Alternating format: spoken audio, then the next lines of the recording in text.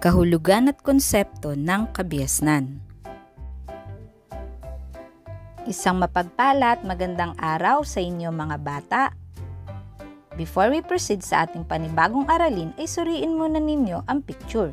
Ano ang ipinahawatig ng larawan? Tungkol saan kaya ito?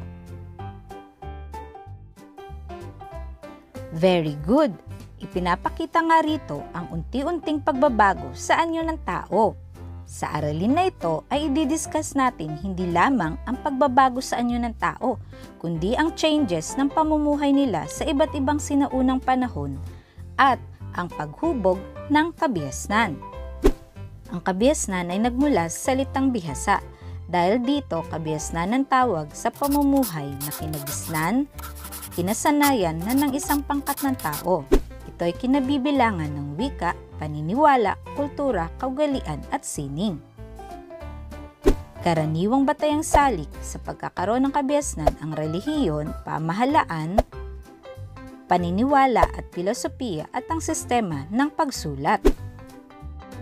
Kultura ang tawag sa pamamaraan ng pamumuhay ng isang pangkat ng tao na kinabibilangan ng paniniwala, kaugalian, pagpapahalaga at mga kagamitan. Mahalagang malaman natin ang pagsisimula ng kultura sa Asya mula sa iba't ibang sinaunang panahon. Ang sinaunang panahon ay nahati sa apat. Nariyan na ang Paleolitiko, Mesolitiko,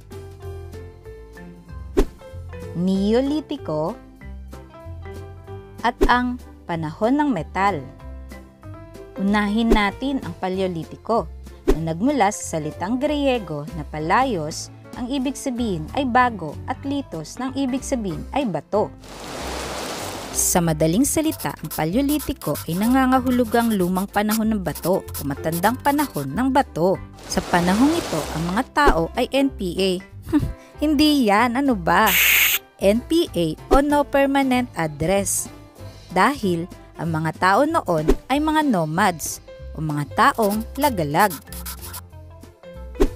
Palipat-lipat sila ng lugar dahil nakadepende sa kalikasan ang kanilang tibog, pagkain. Uy, maraming prutas dito at maraming hayop. Mabubusog na naman ako nito. At ayun pa, marami pa ron. Pangangaso at pagkuha ng mga prutas ang kanilang ikinabubuhay. Ang paggamit ng wika at paggamit ng apoy ang pinakamahalagang natuklasan sa panahong ito. Pero alam niyo ba ang story kung paano nila aksidenteng na-discover ang apoy at ang gamit nito? Once upon a time, in a faraway land ay malakas ang ulan. Dahil sa lakas ng ulan, mayroon daw isang sinaunang tao na dala-dala ang kanyang nahuling hayop mula sa pangangaso na sumilong sa isang kuweba. Tinamaan ng kidlat ang puno na malapit sa kuweba at nagliyab ito. Dahil sa siya ay sinaunang tao, ay namangha siya sa liwanag dulot ng nagliliyab na sanga. Kinuha niya ito at dinala sa kuweba. Di sinasadya na ilagay niyang nagliliyab na sanga sa tabi ng nahuli niyang hayop. Maya-maya ay naamoy niya ito at nagutom. Pagkakain, nalaman niya na mas masarap pala ang lutong karne. Napansin din niya dahil sa apoy lumiwanag ang kuweba at kahit na maulan ay nabawasan ng lamig na kanyang nararamdaman. Paano naman nila nalaman ng paggawa ng apoy? Again, once upon a time, merong nag-aaway na dalawang sinaunang tao. Binato nila ang isa't isa dahil sa lakas ng impact ng mga bato ay nag-spark ito. Namangha sila kaya inulit nila ito ng inulit hanggang nalaman nila na kapag pinagkiskis ang dalawang bato ay makakabuo sila ng apoy. Tingnan naman natin ang kultura sa panahong Paleolitiko, paniniwala at filosofiya. Ang mga sinaunang tao ay naniniwala na ang kanilang kapangyarihan ay naaayon sa dami o bilang ng hayop na kanilang mahuhuli. Naniniwala rin sila sa kabilang buhay matapos ang kamatayan, kaya noon pa man ay nililibing na nila ang labi ng kanilang mga yumao. Pinaniniwalaan nila na maghahatid sa kabilang buhay ang init na nagmumula sa lupa. Kalikasan ng pamayanan at estado. Ang mga lalaki ay karaniwang nangangaso. Ang mga babae naman ang namimitas ng mga bungang kahoy at nagbabantay sa apoy na ginagamit nila sa pagluluto. Mga kagamitan. Gumagawa na at gumagamit na sila ng mga kagamitang yari sa magagaspang na bato, tulad na lang ng panghiwa sa katawan ng hayop. Ang salitang Mesolitiko ay nagmula sa salitang Griyegong meso na ang ibig sabihin ay gitna at litik na ang ibig sabihin ay bato. Kaya ang Mesolitiko ay panahon ng gitnang bato. Paniniwala at filosofiya. Sa pagbuburol at paglilibing ng kanilang mga kaanak ay mayroon na silang ritual at upang makarating sa kabilang buhay ang kanilang mga yumao, sila ay sumasayaw at umaawit. Kalikasan ng pamayanan at estado. Nagsimula na silang manirahan sa mga tabing ilog dahil maliban sa pangangaso at pangangalap ng prutas ay naging pagkain na rin nila ang mga isda. Nagsimula na rin silang mag-alaga ng mga hayop tulad ng aso. Nagkaroon na rin sila ng konsepto na mag-anak. Mga kagamitan. Ang mga kagamitan na nila ay hindi lang yari sa magagaspang na bato. Sa panahong ito, sila ay gumagawa na rin ng mga kagamitang yari sa kahoy at buto ng hayop.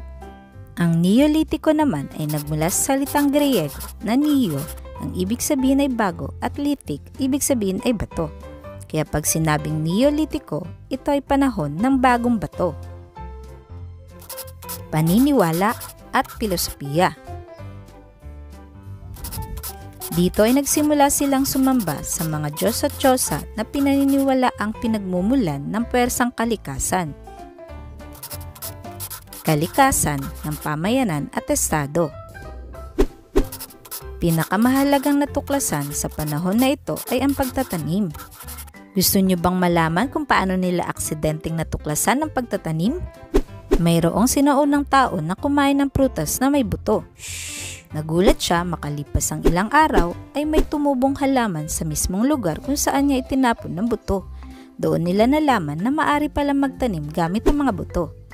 Dahil sa pagkakatuklas sa pagsasaka, nagtatag na sila ng mga lungsod kung saan sila ay permanenteng nanirahan. Nagtatag na rin sila ng pamahalaan na noon ay tinatawag ng mga lungsod-estado upang maproteksyonan ang kanilang buhay at ari-arian laban sa kalikasan at sa iba pang lungsod. Mga kagamitan. Ang mga kagamitang yari sa magagaspang na bato ngayon ay pinakinis na at mas pulido ang yari. Nagsimula na rin ang paghahabi ng tela, paggawa ng mga basket at palayok upang pagsidlan ng kanilang mga pagkain. Ang panahon naman ng metal ay nahati sa panahon ng bronse at panahon ng bakal. Paniniwala at filosofiya. Naniniwala sila na mas kalulugdan sila ng kanilang mga Diyos at Diyosa kung sila ay mag-aalay ng mga bagay na yari sa bronse at bakal. Nagkaroon din sila ng Diyos at Diyosa ng digmaan. Kalikasan ng pamayanan at estado. Nagsimula na sila sa paggawa ng mga armas na yari sa tanso. Hinirang ang pinakamagigiting na mandirigma bilang pinuno. Mga kagamitan. Nakagagawa na sila ng matitibay na kagamitang pansaka at panlaban sa mababangis na hayop at mga armas na yari sa metal. Pag-isipan mo, alin sa mahalagang tuklas ng sinaunang panahon ang sa palagay mo ay pinakamahalaga at bakit? Huwag niyong kalimutan na i-like ang video na to at mag-subscribe. Maraming salamat, paalam, hanggang sa muli!